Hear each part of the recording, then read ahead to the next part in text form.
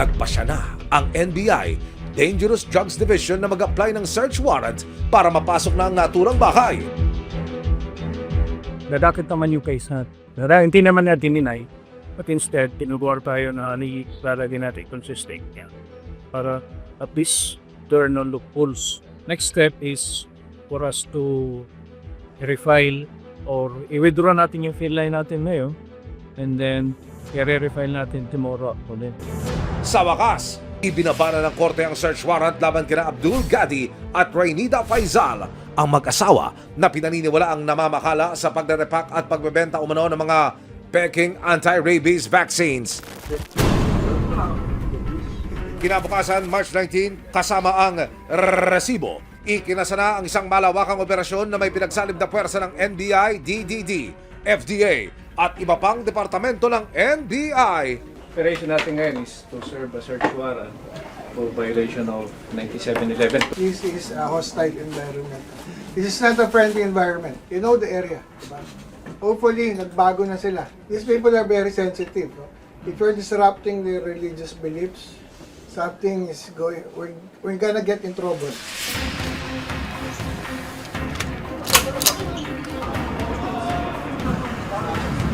Itong likod. Ano, standby na tayo ha? Pagdating sa target location, Tayo. Go, go, go.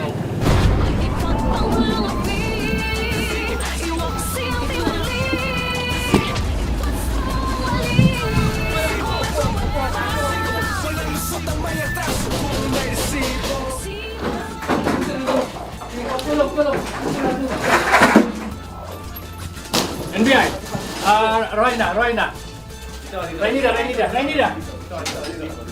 sumalubong ang isang babaeng nagpakilala bilang si Regine. At reklamo niya, nakakahiya raw sa mga kapitbahay. Sir, nakakaya po sa kapitbahay, Ay, sir. kaya nakakaya din po kasi ginagawa ninyo. Manahimik na lang po kayo, ma'am. Ito po kasi sumalag kami dito. Para mag-search dito sa bahay nyo, sa premises nyo, dahil may mga hinahanap kami mga vaccines na adulterated. Itong search warrant na to galing mo sa korte, ha? Sige po. Legal po yung pag-search natin dito. Ngayon, bibigyan mo namin kayo ng kopya. Ang problema po kasi, sir, wala po kasi dito yung hinahanap niyo pong name. Sino? Sino pong hinahanap niyo? Kasi wala po siya dito. Ito siya, si Abdul. Di ba? Ano Ikaw pong si name? Hindi po, origin po ako. Hindi po ako si Raynida. Raynada. Hindi po. Di okay, tsaka natin pag-usapan Sige yan. po. Bago simulan ang pagkakalugog sa bahay, inikot ng mga operatiba ang mga kwarto para siguraduhin walang nagtatagong armadong tao sa loob ng mga ito. Pagdating sa sala, tumambad ang kahon-kahon ng mga bote ng bakuna. Ito. Ang daan-daang anti-rabies vaccines na may iba't ibang tatak. Nakalapag lamang sa sahig at tila ikakarga pa lamang sa mga kahon. Sa mga mesa, nagkalat naman ang mga sticker na ikinakabit sa mga vial o yung bote ng mga bakuna. Nakita rin ang mga papel na inilalagay sa loob ng kahon ng vaccines. Insert! Ito yung nilalagay sa loob. Insert po yan, insert. Ito. Dami ah. Ano Oh! po yan? Kay! Attorney Kay. Yes. Saan galing yan? Dami. Pero hindi po alam na may kasamang ganyan. Ano? Pinapagawa lang sa amin talaga eh. Maya-maya pa, sina Abdul at ang babaeng nagpakilalang Regine mukhang gustong magpaliwanag. Kumuha kami ng Commission. Pinapagawa sa amin ng mga Indian. Kaya talagang wala kami pinitinda dito. Habang iniimbentaryo ng mga otoridad ang mga anti-rabies vaccines at iba pang mga gamot, depensa ni na Abdul, original naman daw ang mga gamot na kanilang ninenegosyo. Saan ba galing yan? Sa India, pinaka-repack po sa amin. Pero original po yan, hindi po yan fake. Hindi naman kaya ng konsensya kung magbenta ng fake. Napakagandang counterfeit talaga. Okay lang po, doon na po. Kaya nga ang daming naloloko, napakaganda ng pagka-counterfeit. Sa isang ampule, ilang shots yan, so ilang tao na kaagad ang bibiktima na nito. Hindi siya gagana as intended.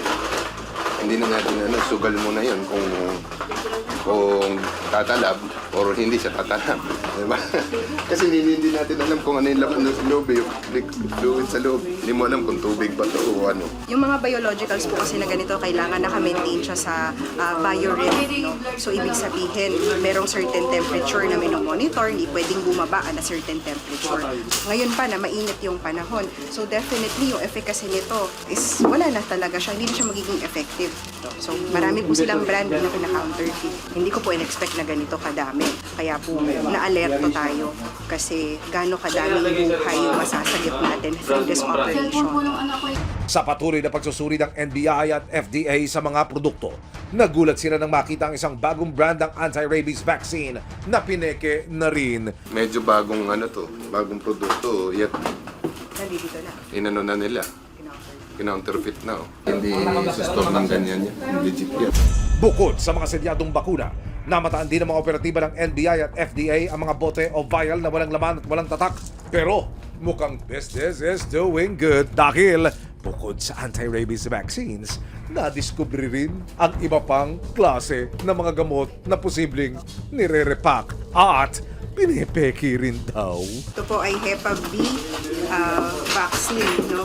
May nakalagay po dito, store between 2 degrees Celsius to 8 degrees Celsius. So definitely, with our temperature at the moment, it's room temperature. No? Kahit po sabihin na natin na ito ay hindi nirepack dito, kunwari ito ay totoo, pero ang storage po nito, nawala na po ang efficacy niya.